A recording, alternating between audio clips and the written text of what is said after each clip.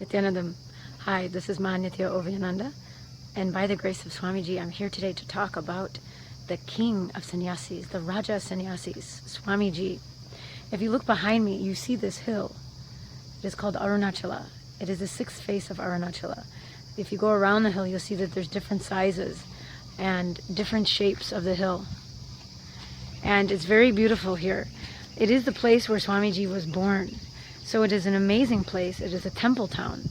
And for thousands of years, this place has been revolving around this beautiful temple, Arunachaleshwara. And each family, all of the old families, each have their own position, their own job, so to speak, that they do, their own function in the temple. It's so fascinating. So everybody has their own thing, whether it's take care of the deities or get the garlands or take care of the processions. Each one takes care of a different thing during each festival. So behind me is Arunachala Hill, and it's very beautiful, and this is the land Nithyananda Peetham, Tiruvannamalai Aadheenam. So tonight starts the Purnima celebrations. So many people will be walking around the hill itself. There's a whole road that goes around this hill, and it takes, I'm not sure if it's 6 hours or so, for people to go around the whole hill, and they go on foot, barefoot, because this hill is a form of Sadashiva. Sadashiva himself, his energy is there in this hill, in this place. So people worship that, and they go around the hill because it's very auspicious to go around the god. And so this happens every full moon night. So here we're getting ready to serve the people. As Sannyasis of Nithyananda order, we're here to serve the people that come as pilgrims. They'll be wanting some food, they'll be wanting juice and water, because it's very hot here. And in the evening, they'll be very hungry from walking. So today and tomorrow and all night, we'll basically be serving whoever comes here. So you'll see this whole place will be filled with tens of thousands of people. And we'll have to cook for them and serve and prepare everything logistically. It's a very big feat. So we just finished up with a meeting with that. So part of being in Sannyas is doing these wonderful things to service the people. I'll be handling juice bar tonight. So we'll have a team working on getting the juices, and then we'll serve them outside on the road. So as they walk by, they can get a drink and refresh themselves, and then hopefully come in and get something to eat, and then be enriched by our temple here. We'll have the Spatika Linga, a huge, beautiful crystal linga. People will be able to worship that and see the banyan tree that's growing here. The very same DNA of the banyan tree that is at the Bididi Aadheenam. The very same DNA. If you can imagine how many kilometers away. I know it's at least a 6-hour drive. So there's some beautiful history behind that and some very mystical events that led that to be. But here is the place where Swamiji was born. He spent so much time on this hill and around this place, and also in the temple. He spent his life there growing up.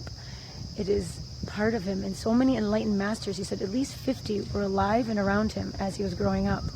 He had, I guess you can say maybe 3-4 main gurus that he went to. Arunagiri Yogeshwara, Kupamal,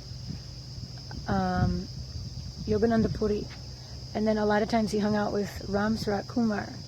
So he has many beautiful stories about these wonderful beings that helped bring him up. They guided him as he was young and growing up as an enlightened master. Sometimes he says these funny things. He says, Swamiji, His Holiness Paramahamsa Nithyananda, he always says, I'm just a village boy, I don't know about all these things. But when he says it, it's so funny, because I happen to believe that he was always enlightened. He says his enlightenment was that, he had his experience at age 12 and, 21 and 22, he realized his avataric mission. But I don't know, whenever he says that I'm just a village boy thing, I just laugh, because I feel like he was never not enlightened. And he always knew it. So, I don't know, that's my opinion. But anyway, this whole town is just a beautiful holy town. You should check out when the best times to come here is, and you should see for yourself and come visit our ashram and see that temple. It's one of the most amazing temples in the world. I only was there once, and I hope to go back again. But I went there with a friend some years ago. I think it was 2013. So before I took Kavi, before I took the vows into the sannyas order, I went there with her. And somehow this guy started leading us around, running through the temple. Thinking, why is this guy bugging us? And we want to kind of go around slowly and see everything. But he was running around with us, pulling us, pushing us. And finally, we ended up in the Garbha Mandir, if you can imagine that, where the Shiva Lingam resides. Inside the Garbha Mandir. So like 3 feet away was the Shiva Lingam itself. And all of a sudden, these pujaris, these priests, they were like, "What's your name?" And they're asking my name, and I told them. By then I already had my spiritual name, Ovyananda. And they did a puja, and they said my name in this puja, and we sat there, and it was so hot in that place. It's like a sauna, because I believe that it's that energy is the fire, the light energy, the cosmic light, where Shiva, his form was seen as that. So it was really boiling hot like a sauna in there, and I couldn't believe it. And then later I only come to find out what a extreme blessing that was, because most people don't even get to go inside there. They're lucky they can walk by or even stop in front of the entrance. But here we are sitting inside, completely ignorant, not knowing what a gift it was, just wondering how we ended up there. But the energy was intense and amazing, and thank you for that blessing, Shiva, Mahadeva. So anyway, it was a very beautiful experience. So being a sannyasi and being here in Swamiji's hometown is just really amazing, because it's where it all started for him in this birth, where in this incarnation, where he lived and everything. And so we love to be here, and the energy is just in the air. This beautiful, amazing energy is in the air. So I highly recommend this as one of my places, my favorite places on earth, next to Varanasi. So, and hopefully I'll be adding Kailash to that list, but that's just a side note. Anyway, if I have any time, I'll update you later, but this is what we have right now. Thanks again for watching, and please feel free to post any questions again below in the below comments. Thanks very much for watching. Nithyanandam.